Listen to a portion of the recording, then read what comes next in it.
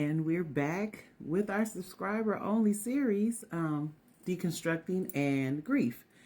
This section is called Tasks of Mourning. And the reason why I thought I'd share this part is because I'd like to give you guys something that you can use in the process of grieving the loss of God, Jesus, Holy Ghost. All right. Tasks of Mourning. After a death, which we've lost our God, Jesus, Holy Ghost, friends and family face complicated emotions and a new reality without the deceased. They must learn how to keep the person within their hearts while moving forward in life. The tasks of mourning describe how to adjust to loss in a healthy way. Now, of course, we haven't lost a human loved one, mom, dad, brother, sister. We haven't lost that relationship. We've lost our spiritual relationship because it's not physical. It's definitely spiritual. It's definitely something that goes on within our mind because we're deconstructing. So we are the people that are questioning, is there a God or not? And if there is one, what the hell's wrong with him? Or where you at? Or where's she at? Or where whatever. But whatever the case may be, us that are deconstructing have decided that either there is no God at all, and we're an atheist now, or there's something out there, I just don't know what it is, an agnostic. So with that in mind, we're going to have to replace a deceased loved one with God, Jesus, Holy Ghost, and them no longer existing to us in the way that they did before. Okay? All right. Tasks may be completed in order. Tasks may be revisited multiple times. Tasks may be completed at any pace. Number 1 task, accept the reality of the loss. You got to accept that you don't believe it no more. You got to accept that what you believed before is no more. Even if you still believe that there's something out there, it ain't what you believed before. So you have to accept that. And part of that is accept the loss both intellectually and emotionally. And I grab here, even though all of that is housed in the brain, your intellect and emotions are in your brain. But we have been conditioned to believe that our emotions and somehow come from inside our heart. But really, it's a function of our brain. So forgive me for physically grabbing where I should have grabbed my head. Grab your head. Accept the loss, both in your brain, in your intellect and in your emotions. Recognize the significance of the loss. As I discussed before, in Christianity, depending on how you moved, that determines how significant that loss is. For myself, because I was heavily involved, it was almost an everyday part of me attending the building. It was an everyday piece of my life. Prayer, study, praying over food, listening to certain music, avoiding certain things. All of that was a daily practice. So it's a significant loss if you walk away or if something happens that causes you to question it and go, no more. All right. So number 1, we got to accept it here in our intellect and our emotions. And 2, recognize the significance of the loss. That's 2 tasks that belong in acceptance. Okay. 2, process the pain of the grief. Process the pain. Yeah, nobody want to be in pain, but we got to. Because grief is pain, and you got to process it. And how do we do that? 1, name and make sense of your emotions. This is going to be difficult, especially in our community, because we don't spend a lot of time identifying emotions. We know what happiness is. We know what sadness is. We know what anger is.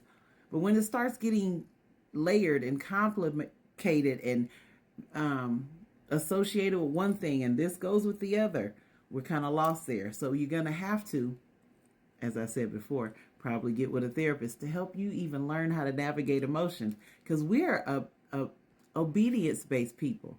We don't come from our feelings. We do what we are told.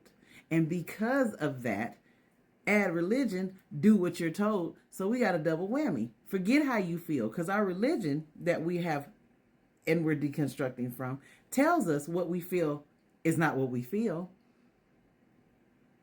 You see? Okay. All right.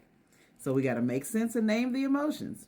Let yourself feel these emotions rather than trying to bury them. So you got to get uncomfortable to process grief. There is no peaceful way to do it. There's no cute way to do it. And if somebody has told you that, oh, I really didn't, it wasn't all like that, more than likely they probably didn't process it. Like, oh yeah, they passed and I just went on with my life.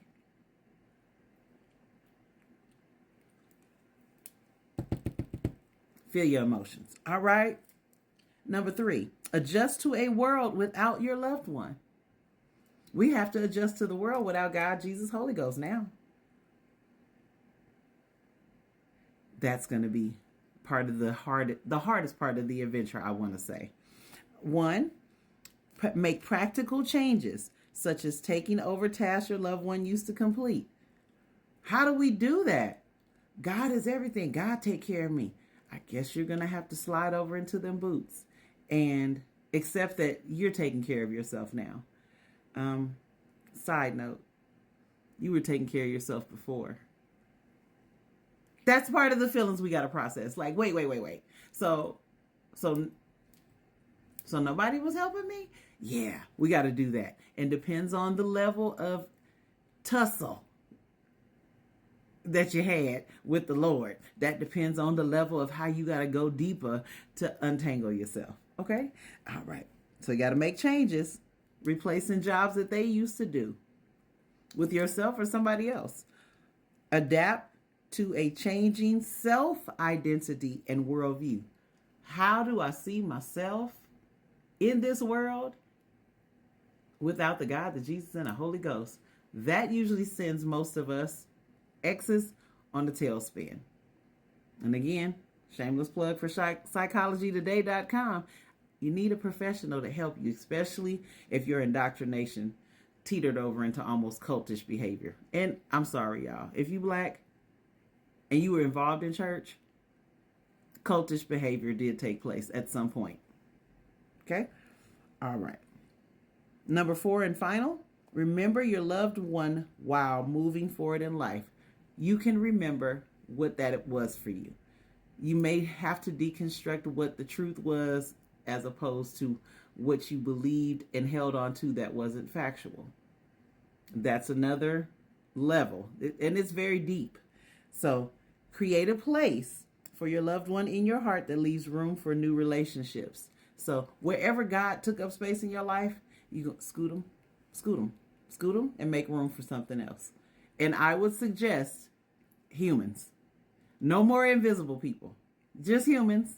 And if you can't find any quality humans, make sure you're the human that sits next to that space. You got to be in there too. Okay? That's free. Find a balance between remembering your loved one and moving forward. You got to find a balance, and you got to meet yourself. There's no way to deconstruct from God, Jesus, Holy Ghost without actually admitting that you don't believe it no more. You got to admit that part, and you got to move forward with that.